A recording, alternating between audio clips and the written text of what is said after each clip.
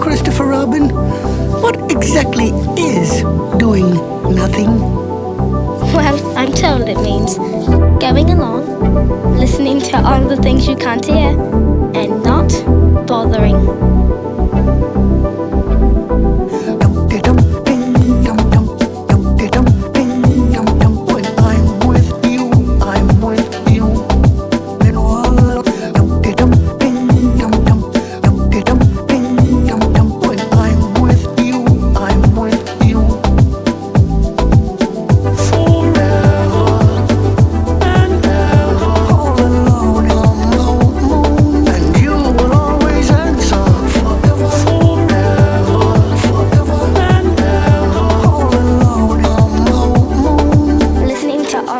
You can't hear. No matter where I go, always be together. You should know. No matter where I go, always be together. No matter where I go, always be together. You should know. No matter where I go, always be together. Every song, wherever you ever, every song, and you will always answer. Every song. Wherever you ever, every song, find me.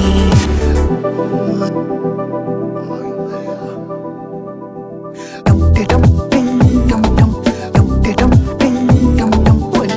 with you, I'm with you. Hello, hello. When I'm with you,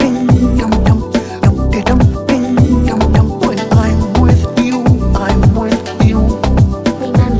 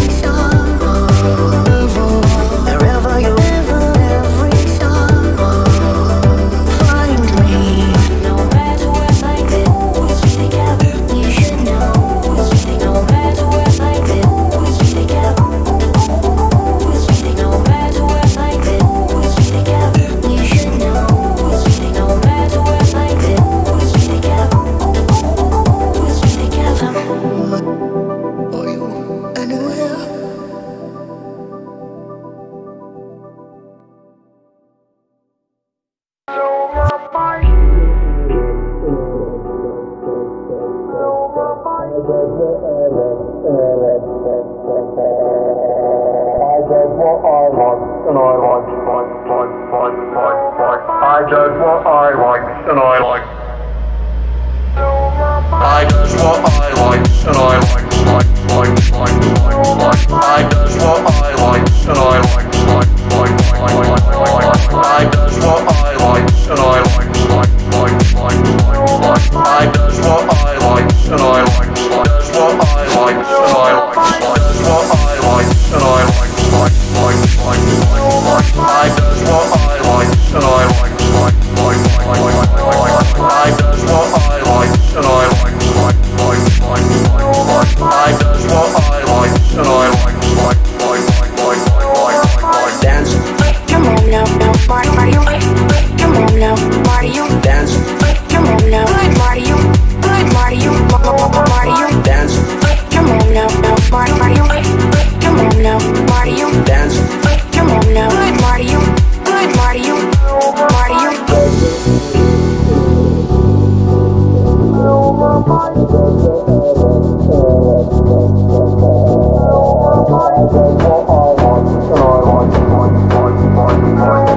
I did what I liked and I liked. I did what I liked and I liked. I did what and I likes, I does what I likes, and I likes, I does what I likes, and I likes, does what I likes, and I likes, does what I likes, and I likes, I does what I likes, and I likes, I does what I likes, and I likes, I does what I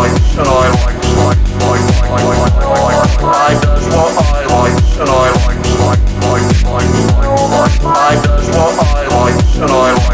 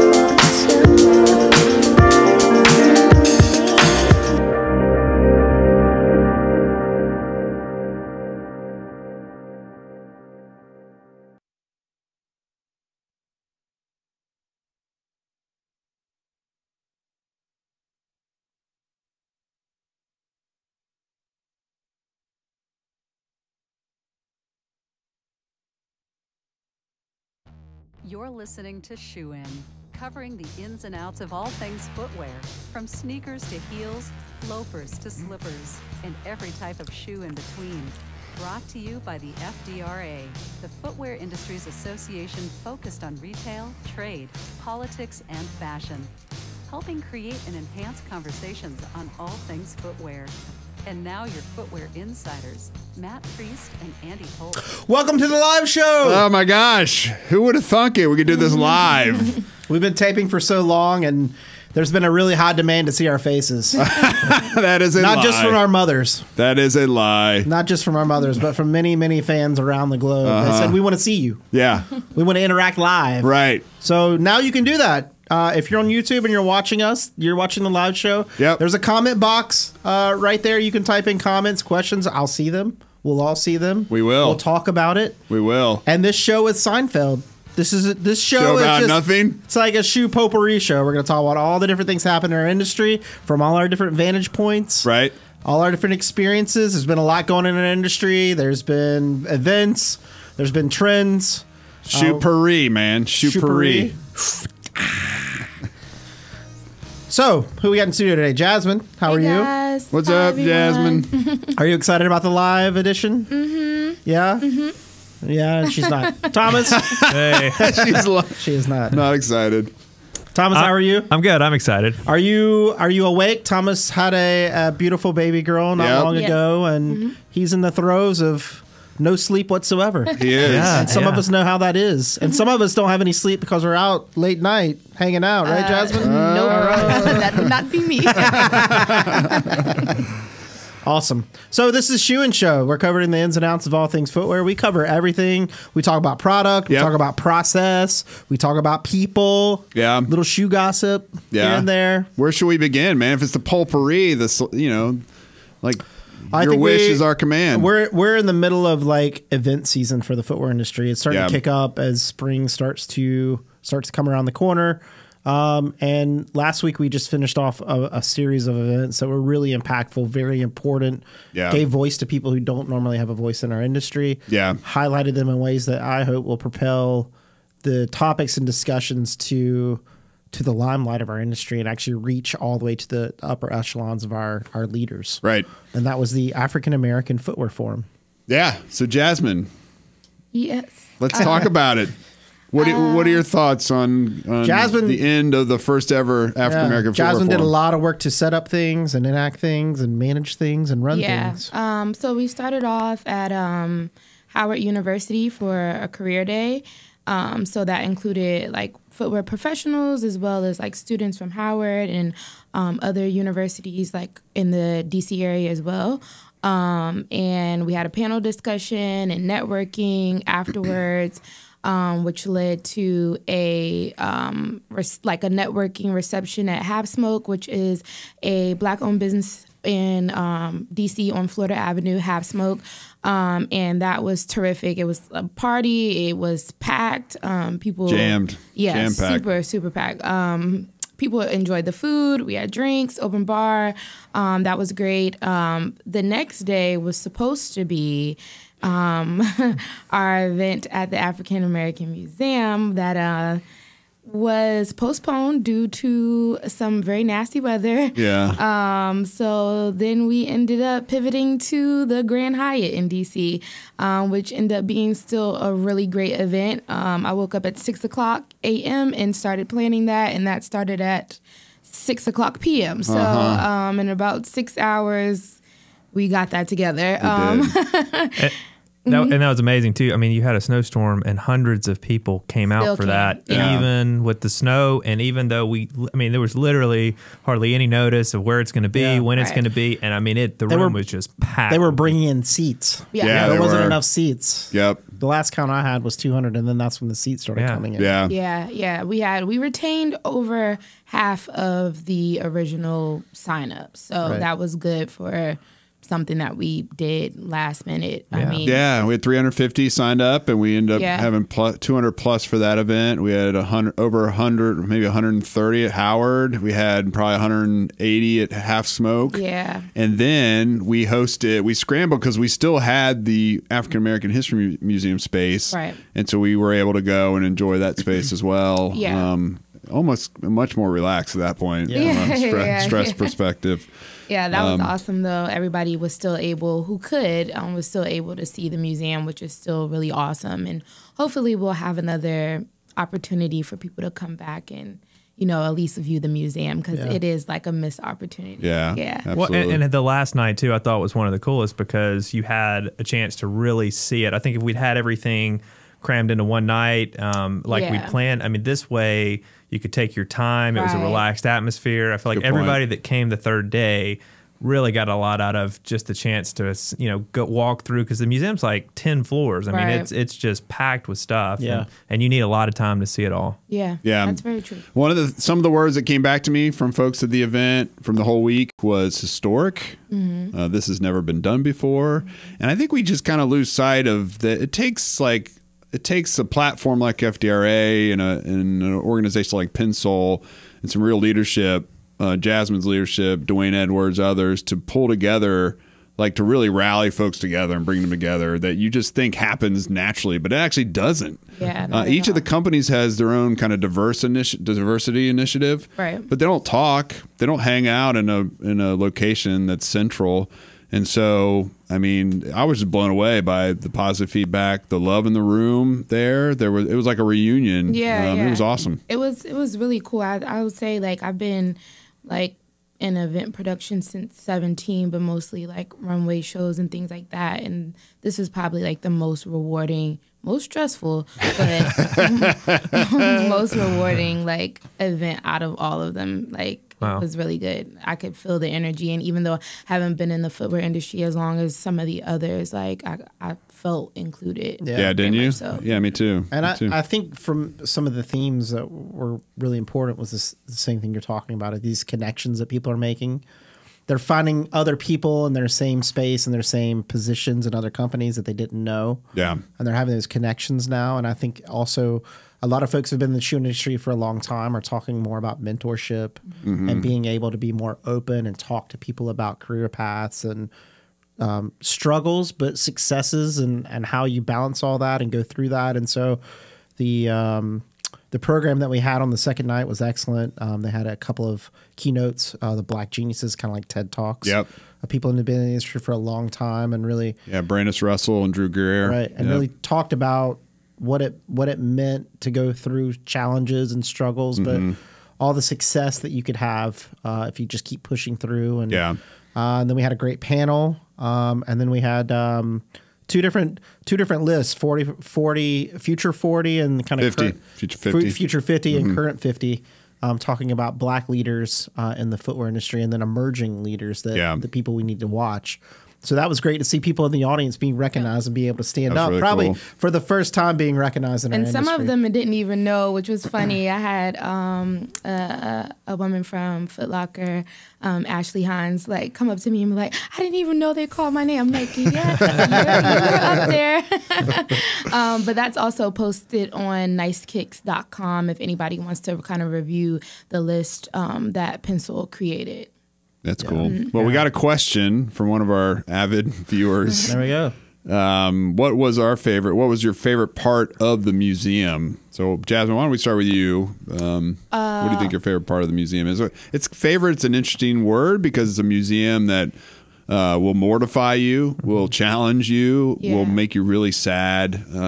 But also it's triumphant. It's all these emotions wrapped up in one. I just saw people. You have to take a break once you make your way up from the lower levels. Yeah, you know what I definitely mean? took a break. I didn't actually that. Well, two things I will say. That night, I was very happy that the caterers did their job. So when I walked downstairs and everything was exactly how I envisioned it, that's one thing that was my favorite part Right. of the museum night. And then two, my favorite is the top floor, is the third floor where they have a lot of the fashion and music history, just because I'm a music lover.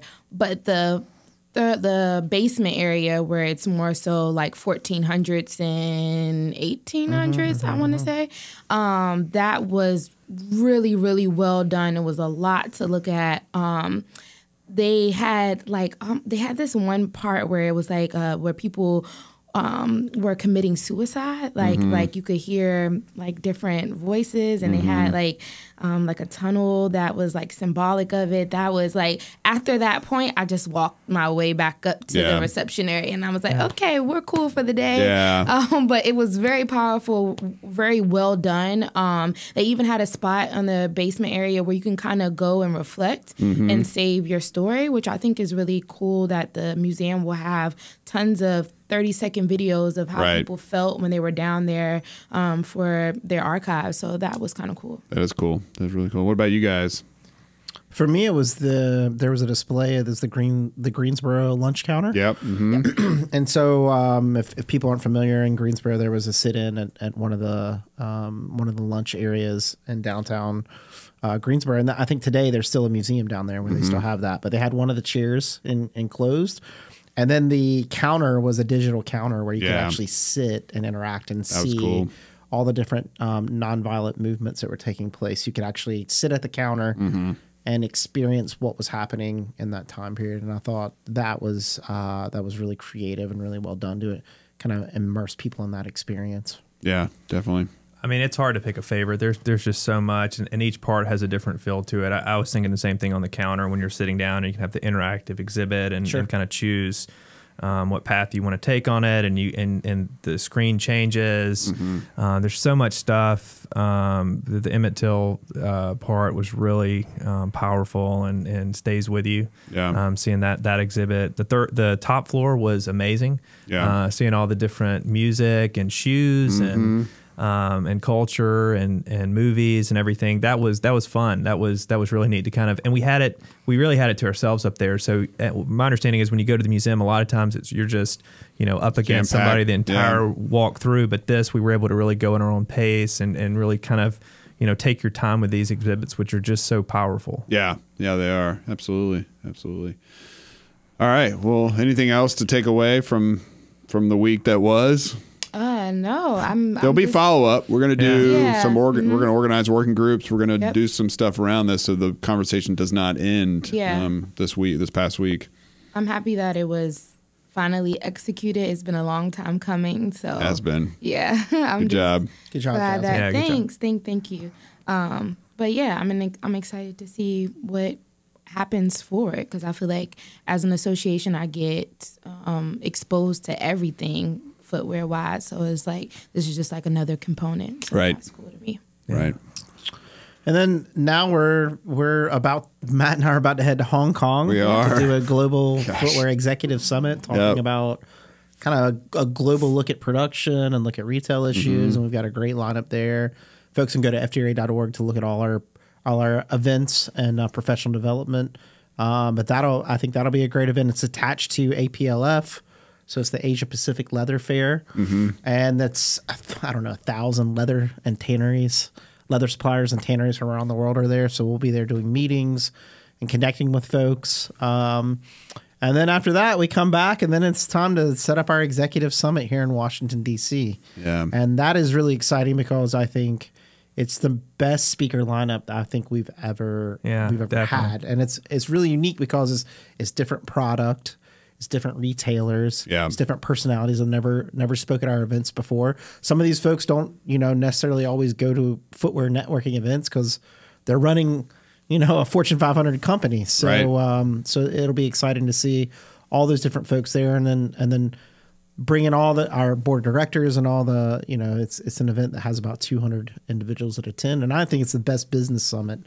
I would say probably it's the only real business summit that really focuses on the business issues of the footwear industry, not necessarily fashion or trend or anything like that, but like our models and our businesses and how we execute and deliver and all that. And so I think that's what I really like about the event, is that focus of hearing leaders saying openly, here's our challenges and here's what we're trying to get there. Now, they're not going to give away their trade secrets. Right. But it's pretty close. Yeah, no, it's always a good event. And I think this year we actually had, unfortunately, John Epstein from Fila pass away recently, a very untimely death. He was scheduled to speak. We're thinking about ways we can honor him at the event. because that was such a tragic thing to have happen. But beyond that, we have a slew of speakers. We have Tim Boyle from Columbia Sportswear, who has been on this program before. Diane Sullivan from Caleres, their fearless leader. David Kahn from Birkenstock. Margot Fowler, who's the chief chief IP officer at Nike. We have Michael Froman, who was Obama's chief trade guy. He's with MasterCard. Who was on the show. He came on when he was USCR. Years ago. He had, we went to him. Let's be honest. He did not come on the show. We took the show to him. True. We went to He's USCR. a busy man. But I think, to Andy's point, like, it's a legit lineup, and I'm really excited about it. So, well, and we're also doing something we've never done before. The day before, we're doing a new way of doing Hill advocacy, where we're bringing in companies, setting up booths, having a great spot in the house, Rayburn House building right by the Capitol. It's going to be very interactive. There's so much excitement around that. And that's the day before. So not only is it the summit, not only is it the board meeting, but we've got this very, very unique and cool opportunity to reach members of Congress and show them, here's every aspect of the supply chain, here's the new stuff we're doing, the innovative stuff. And so it's going to be a great networking and kind of a lot of live demonstrations and things like that. So that's another exciting reason to come. That reminds me of all the work we have to do ahead. A few weeks, right? Yeah. Exhausted just thinking about it. But at that fair, we'll have Wolverine, Nike, Under Armour, Danner Lacrosse, Allen Edmonds, Shoe Carnival, Keen, Rack Room. It's going to be awesome. We're going to have so many great companies there. So, but, you know, one of the things that last year's Exec Summit we were talking about so much was the trade wars, right? Yeah. And so yesterday, the president tweeted out that he's not going to bump up duties on the $200 billion that he had threatened, that the deadline was March 1st. So which is Friday. You forget that it's, you know, we were about to see a big, massive duty increase on Friday from 10% to 25% on a number of products that footwear companies make, like hats and handbags and travel goods and sports equipment. Things like that. One thing to keep in mind is there's still tariffs in place. The U.S. has hit China with more than $250 billion in tariffs already, and that's already having an effect.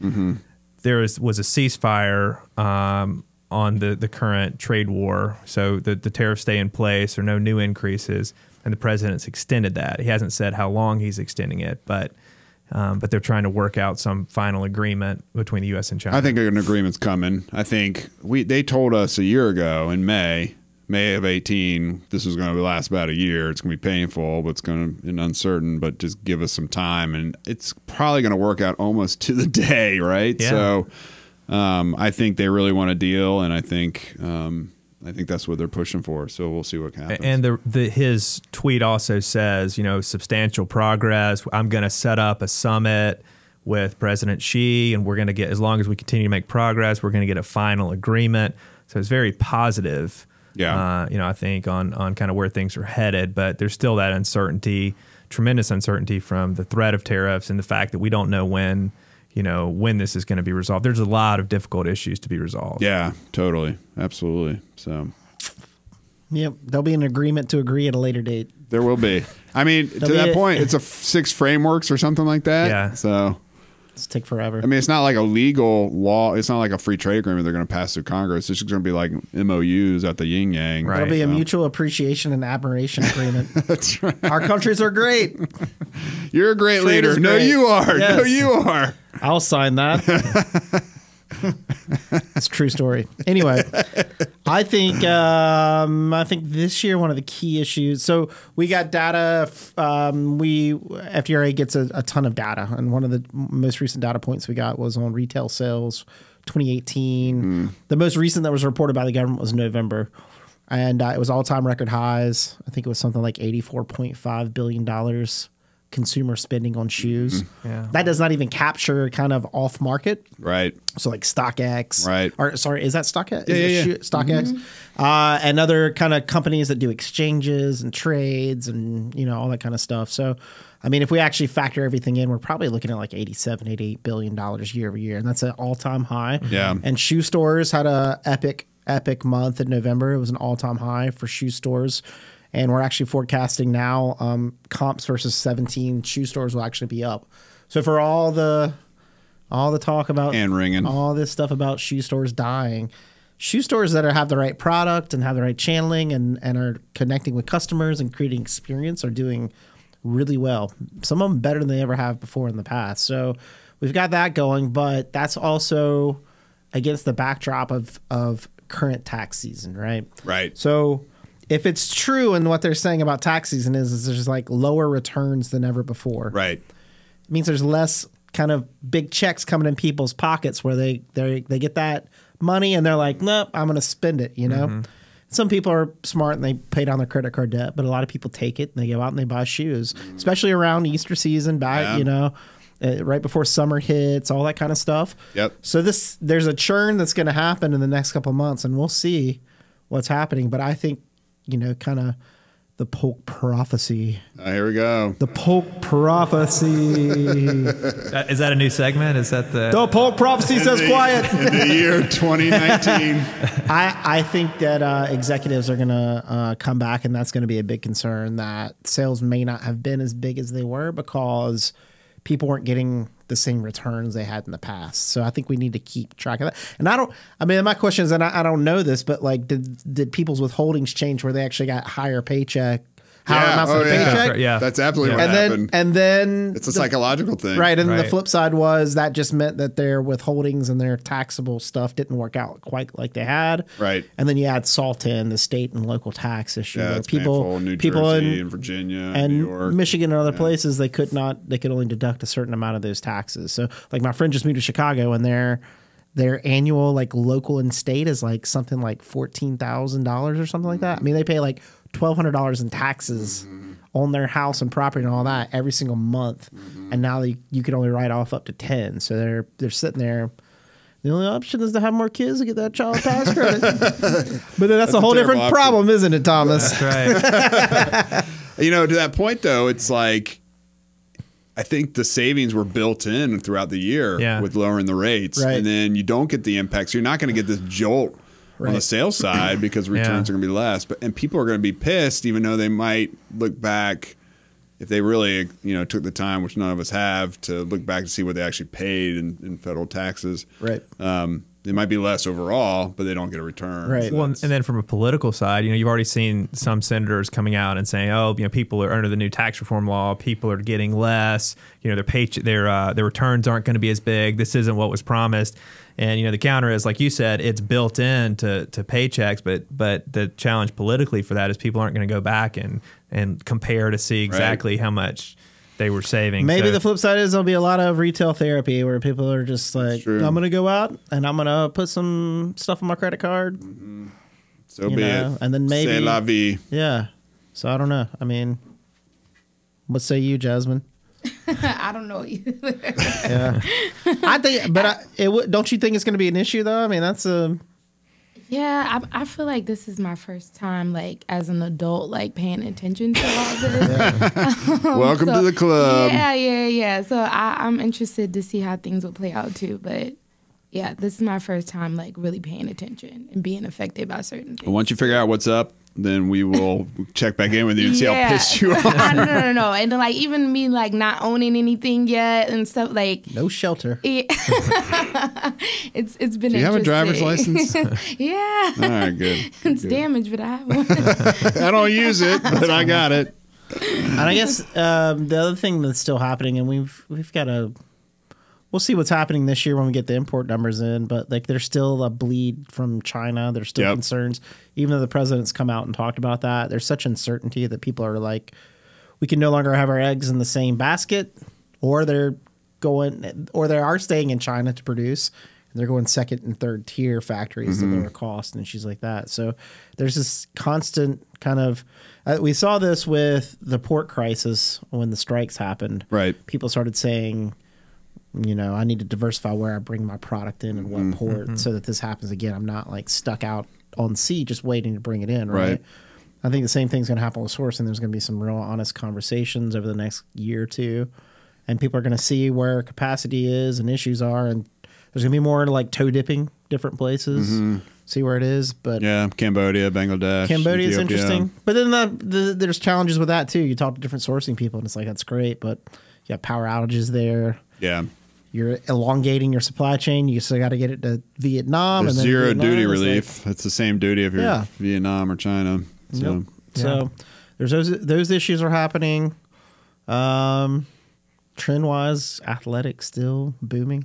I mean, when we visited some showrooms in New York, some fashion showrooms, they have majority sneakers versus leather high heel shoes. Even and stuff. going in like my second year at FM Platform, just noticing how the brands that you don't normally see with sneakers have incorporated them in their collection. It's going to be interesting to see like when that trend stops. Like I don't foresee it anytime soon, but I just know I'll be aware of how popular it was now, and then like start to see it kind of drift out.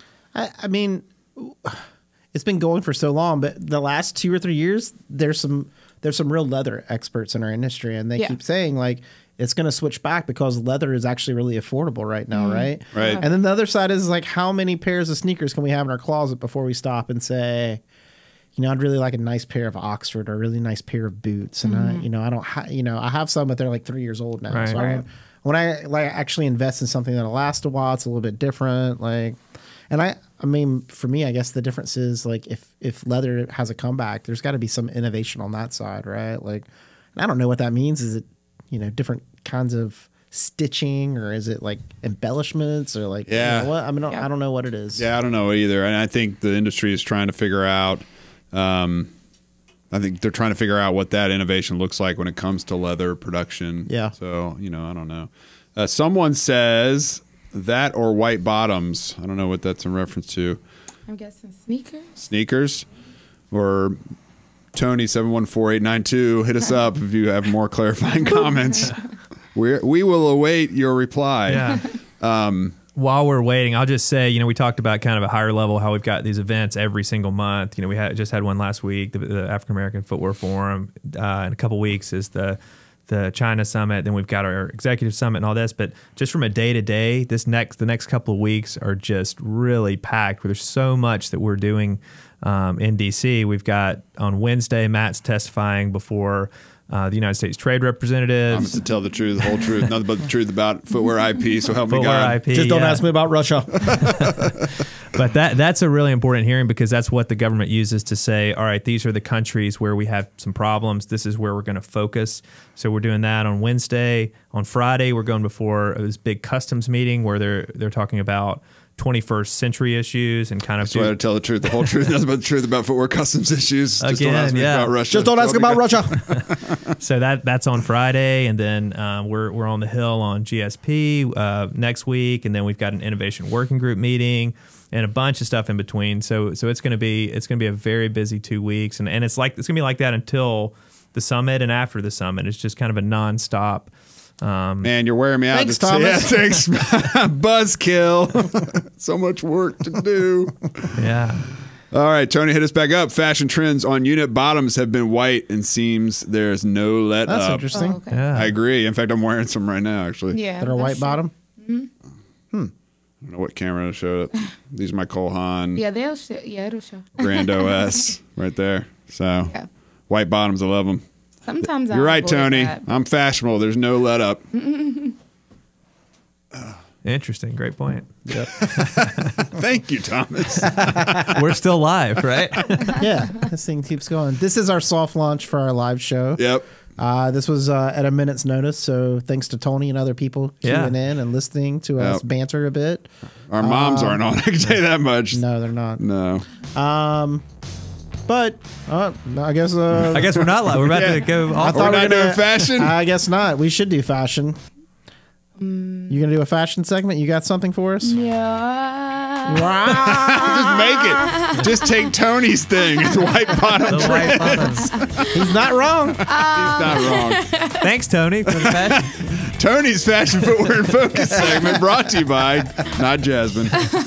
Well, I will say, just I did some shoe. Well, I didn't get anything this week, but I did go into some sneaker stores this week, and I noticed that the women's section is built out. Like, there's actually, like, a lot of times when I used to go sneaker shopping, I used to just go to the kids section and see what's in the boys. Now I don't have to do that, so I feel like that's going to start to grow and grow, where you go into a footwear store and it's going to be equal, like with the athletic shoes. Like when there's going to be a side for women that's really built out just like the men. So that is a trend that I think we'll see more and more. Digging it. Yep. Yeah, that's be where like women-only shoe stores. Women-only shoe stores. Lady Foot Locker. Yeah, but more than just that, though. I feel like that will happen where there'll be another sneaker store just for women. I would call it Shoe Spa. And Yeah. that would have, like, get your nails done Come on, and come in Andy. and see it. And, you know. I mean, if you put up the cash, you can make it happen. We got some space in DC for you to open up retail. A lot of space. That's true. That's true. I guess I'll be massaging feet pretty soon, folks. Be on the lookout. We'll hire some people to help. Nice. Shoe Spa. I'm looking at the delayed reaction of Andy saying these things. It's so funny. Oh my gosh. All right, folks. Oh wait, Tony's got some more tips. Comfort fashion is the new king. Great show, people. Thank All you very right, much. digging it. Right. Thank you, Tony. That's what we needed. We do need the encouragement. Again, this is Shoe and Show. We're covering the ins and outs of all things footwear. We cover product. We cover people. We cover place where the shoe's made or sold. We cover philosophy, shoe philosophy. Yeah. To lace or not to lace. That is the question. To slide or to thong. That is also a Like, question. With slippers, I must say. Thong, thong, thong, thong. Well, this is Shoe and Show. Normally we do just a taping and post it up, but we're going to start doing some live shows. This is the first launch. I thought it went really well. I want to thank our producer Blake and Paula Thanks, Blake. at Human Factor for helping us set all this up. And next time we'll do proper promotion of the show, and we'll have a guest on as well that will beam in. Scotty will beam them in, so be queuing on that. In the meantime, visit shoeandshow.com to see our full catalog, and drop us a line. What should we talk about at our next live show? Who should we have on? Is it you? It could be. Tune in next time. Shoe and Show is out. Shoe In has been brought to you by the FDRA, the Footwear Industries Association focused on retail, trade, politics, and fashion, helping create and enhance conversations on all things footwear.